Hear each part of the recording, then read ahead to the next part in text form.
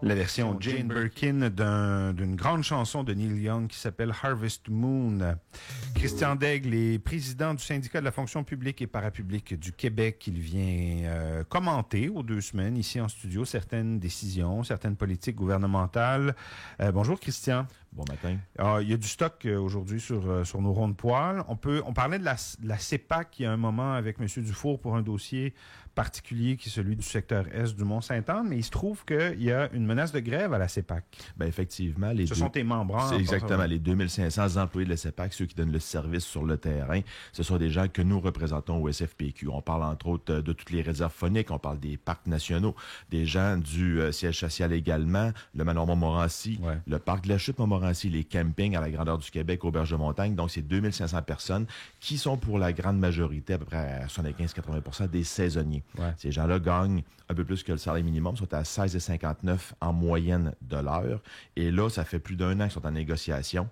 Et on se dirige vers la grève parce que les offres sont vraiment là, insuffisantes sur la table, même que on n'a même pas eu d'offre monétaire. Lorsqu'on négocie, mettons, on négocierait toi et moi, je veux dire, on échange nos cahiers de revendications réciproques, puis dedans, je vais te dire, mettons, comment je veux gagner comme travailleur, c'est quoi l'augmentation que je veux avoir, et toi, tu vas me dire, c'est quoi la marge de manœuvre que tu as pour m'offrir du salaire.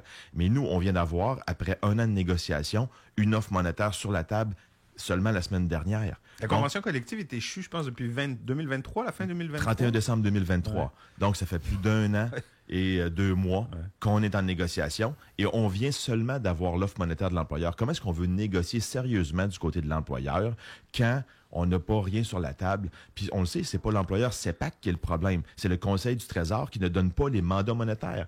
Le Conseil du Trésor de défense dit non. Le CEPAC est autonome dans sa négociation. Le CEPAC, elle peut négocier tout seul à sa table, il n'y a pas de problème, mais elle ne lui donne pas la marge monétaire nécessaire pour faire cette négociation-là. Ils ne savaient même pas c'était quoi les budgets qu'elle allait avoir pour pouvoir négocier. Alors, les gens chez nous, se sont tannés et ont décidé d'aller en vote de grève. Le vote, c'est terminé là, bientôt, ou se termine bientôt, et on va avoir les résultats éventuellement. Puis, en tout cas, selon ce que les délégués nous disent, les gens sont tannés là, de même pas savoir ce qui se passe à la table de négo parce qu'il n'y a pas d'offre sérieuse qui se fait. Les gens qui ont été sur le marché de l'emploi ces dernières années, puis qui fréquentaient les sites d'offres d'emploi sont souvent tombés sur des offres d'emploi à la CEPAC, qui en a beaucoup. Puis c'est des belles jobs, tu sais, c'est alléchant, c'est des jobs en plein air, dans un milieu stimulant. Puis j'ai vécu ça, puis j'ai des amis qui l'ont vécu aussi. Tu cliques sur l'offre d'emploi, tu lis le descriptif, tu as envie de poser ta candidature, tu défiles, puis là, tu tombes sur le salaire. C'est navrant. C'est consternant. C'est vraiment pas payé cher. Effectivement. Puis, les gens, effectivement, adorent leur travail. Les gens, c'est des amoureux de la nature. Beaucoup ont étudié dans le domaine. D'autres se sont découverts une passion également aussi. Mais quand ils arrivent au niveau du salaire, c'est ça qui les fait vivre, là. Puis, en région, souvent, comme je le disais, c'est des jobs qui sont des jobs saisonnières. Donc, ça veut dire, après ça, tu tombes sur le chômage, tu tombes sur l'assurance-emploi. Comment est-ce que tu peux vivre déjà quand tu as un salaire à peine au-dessus du salaire minimum, puis tu tombes sur l'assurance-emploi à 70% de ton salaire, encore une fois. Puis il y en a qui font pas le tour de l'horloge non plus, là. Quand je dis le tour de l'horloge, c'est l'expression de dire on fait l'année au complet. Ouais, donc, tu fais assez de travail pour cumuler assez d'heures pour pouvoir le chômage, pour pouvoir recommencer ta saison d'après. Il y en a qui se rendent à un bout, parce qu'il y a le trou noir à ce moment-là, parce qu'il y a une période sans aucun revenu qui rentre. Donc, c'est complètement aberrant de ne pas être capable aujourd'hui, comme société d'État, de donner des salaires qui sont décents pour un job saisonnier, pour permettre à la personne d'arriver puis de travailler décemment à travers toute sa saison. Bon, le scandale du moment, qui est un peu obscurci aujourd'hui par les tarifs aux États-Unis, là, mais ça va revenir dans l'actualité, c'est sûr, parce que ça ne cesse de revenir, c'est la SACLIC. C'est intéressant, Christian, parce que les gens qui ont travaillé à ce virage numérique-là, dans la fonction publique, il y en a, est-ce que ce sont beaucoup tes membres à toi? Il y en a beaucoup que c'est mes membres, oui, effectivement. Moi, on représente au-dessus de 2000 personnes qui sont à travers les bureaux de la SAC. Donc, minimalement, ce sont les préposés au comptoir, les évaluateurs qui font passer les examens de conduite, ceux qui répondent aux gens qui appellent, mettons, au téléphone là, pour avoir des renseignements, pour pouvoir faire des transactions également aussi, tout le personnel administratif de soutien du siège social, de tous les points de service également aussi. C'est tous les membres que je représente, c'est plus de 2000 personnes. Il y a des professionnels également, mais les gens que je représente en informatique également, les techniciens informatiques, ont tous travaillé sur ce projet-là. Puis là, je commence de parler de plus en plus vite parce que j'ai beaucoup de choses à dire. Oui.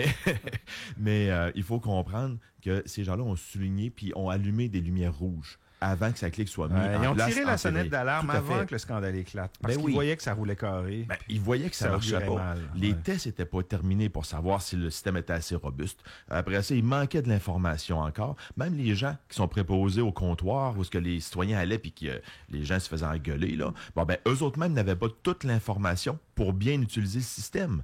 Donc, eux autres même n'étaient pas capables d'être à leur plein rendement parce qu'il n'y avait pas toute l'information nécessaire. Ils devaient appeler des super utilisateurs qu'on appelle, là, des gens qui en savaient un petit peu plus, puis ces gens-là étaient débordés. Il a fallu amener des gens de d'autres ministères pour aider pendant la surcharge de travail, ouvrir les soirs, ouvrir les fins de semaine aussi, pour essayer de résorber ce trou-là qu'il y a eu. Parce que quand la SAC a fermé pendant à peu près 3 semaines, c'est au-dessus de 300 000 transactions qui n'ont pas eu lieu. Et on réouvre après 3 semaines, 4 semaines, en disant, on va mettre le même nombre d'effectifs, puis ça va rouler comme si de rien n'était. Mais on veut aller plus loin aujourd'hui. Là, le premier ministre a parlé d'une enquête publique qu'il allait faire, mais nous, ce qu'on veut, c'est une commission Charbonneau 2.0. On veut une commission d'enquête publique sur l'informatique. Pas sur la SAC, on veut aller toucher l'informatique. C'est tout ce qui se passe là, ça s'est passé ailleurs. Qu'on prend le ministère d'Emploi et Solidarité sociale avec le projet UNIR. Qu'on prend également la paye avec SAGIR, que les fonctionnaires appelaient SACHIR à ce moment-là. On prend le système de réseau de télécommunications des policiers de la Sûreté du Québec, le RENIR, qui a plus que doublé dans son coût également aussi, qui était supposé être livré il y a de ça 7 ans, 8 ans, puis qui n'est pas encore livré. C'est complètement aberrant au niveau de l'informatique. Nous, on veut une commission d'enquête publique sur tout ce qui se passe en informatique. D'ailleurs, on regardait en revue de presse hier, puis on apprenait que le nouveau ministre de la cybersécurité et du numérique a au moins 30 dossiers devant lui, soit qu'il y a un clignotant jaune ou un clignotant rouge. Clignotant jaune, ça veut dire qu'il y a un dépassement de coût entre 10 et 30 %. Clignotant rouge, plus de 30 % de dépassement de coût. C'est complètement aberrant d'avoir à chaque fois qu'il y a des projets informatiques un dépassement de coûts comme ça. Qu'on ne soit pas capable d'évaluer comme il faut parce qu'on n'a pas l'expertise à l'interne, puis que souvent on prend la firme qui nous a conseillé pour pouvoir faire le contrat par la suite. Fait que là, il y a complètement des choses là-dedans qui sont à regarder. Ce que vous montrez du doigt, c'est beaucoup la culture de la sous-traitance. Oui. Tout à fait. On l'a dénoncé depuis de bon nombre d'années, même avant que je sois président général du SFPQ. Ma prédécesseur, Lucie Martineau, le dénonçait à tour de bras également aussi. À chaque fois qu'on arrive dans un ministère, on n'a pas l'expertise pour pouvoir bien évaluer les projets. Donc, tout d'abord, ce qu'on doit dire, OK, vous êtes chez vous, vous avez votre ordinateur, il est trop vieux. C'est quoi, dans le premier, vos besoins? Vous allez évaluer vos besoins. J'ai-tu besoin juste de faire du traitement de texte? J'ai-tu besoin de jouer avec mes finances là-dedans? J'ai besoin de faire quoi avec ça? D'aller jouer des jeux sur Internet? Vous demandez c'est quoi vos besoins. Vous établissez vos besoins. Après, vous allez voir qui peut vous fournir des services. Mais le gouvernement n'est même pas capable de faire ça. Il sait qu'il y a un système qui ne marche plus. Mais il va demander à une compagnie externe de venir évaluer ses besoins. La compagnie va venir, va évaluer les besoins qu'elle a. Puis lorsqu'ils partent en appel d'offres, c'est la même compagnie qui va soumissionner. Oui, il y a va cette remporter. Allégation-là dans ce cas-ci, par exemple, exactement. dans le cas de la SACLIC. C'est pour ça qu'il est question, on évoque la possibilité de conflit d'intérêts, c'est comme ça qu'on appelle ça. Tout à fait. Parce qu'on a fait appel à une compagnie justement pour juger nos problèmes ou les évaluer, nos besoins, puis on a fait appel à la même compagnie pour faire le projet. La compagnie SAP. Ouais. Puis c'est pas la seule fois. Il y a eu plein d'autres fois où il y a d'autres compagnies dans d'autres ministères où c'est la compagnie qui évalue les besoins. Et après, les experts en informatique du gouvernement du Québec ne sont pas capables d'évaluer si ce qui a été amené comme solution, c'est la bonne solution. C'est comme de dire, on a un trou qui est carré, mettons, puis on va rentrer quelque chose dans le trou pour bloquer ça, puis être sûr que c'est correct. Mais ce que la compagnie nous amène, c'est rond. Fait que là, on se retrouve à ce moment-là avec quelque chose qu'on n'est pas capable de savoir. Si ça va marcher ou ça ne marchera pas. Puis quand ça ne marche pas, on paye pour des extras pour essayer de combler le petit trou en se faisant dire, on n'a pas prévu ça. Ça, on ne le savait pas. Ça, il y a une petite affaire qu'on n'avait pas vue de ce bord-là non plus. Ça ne fonctionne pas.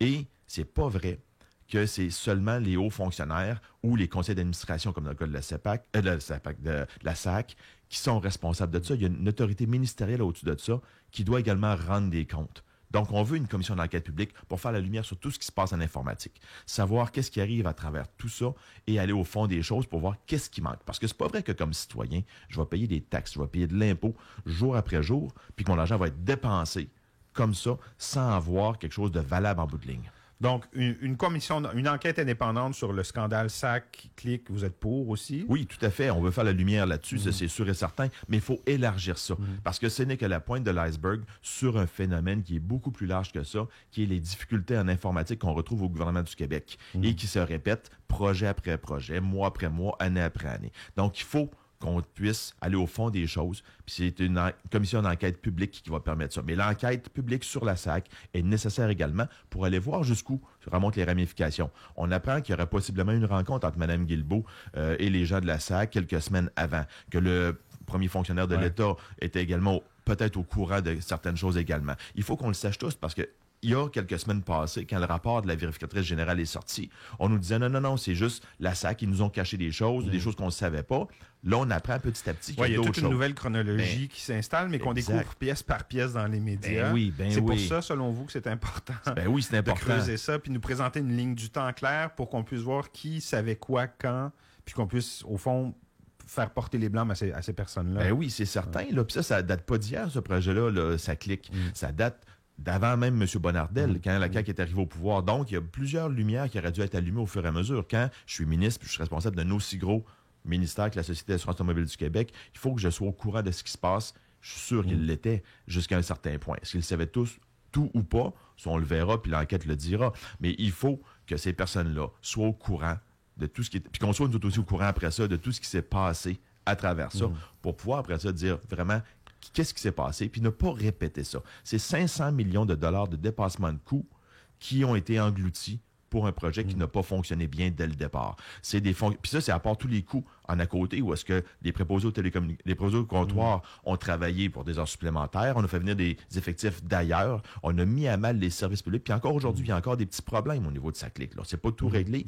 puis c'est des coûts énormes, ça. Fait que c'est tout de l'argent qu'on aurait pu mettre ailleurs dans les services publics, qui aurait pu aider à désengorger le système, qu'on aurait pu embaucher des gens. Et là, on se retrouve aujourd'hui avec une dépense qui était beaucoup plus large que prévu. Fait qu'il faut qu'on aille au fond des choses, puis il faut qu'on aille plus large que ça, avec l'informatique également au complet. On n'a pas le temps, malheureusement, de parler du projet de loi 89, Christian, mais on aura certainement l'occasion d'aborder le sujet une prochaine fois, c'est sûr et certain. Merci beaucoup. Merci beaucoup. Une bonne journée. Vous voulez entendre des témoignages inspirants?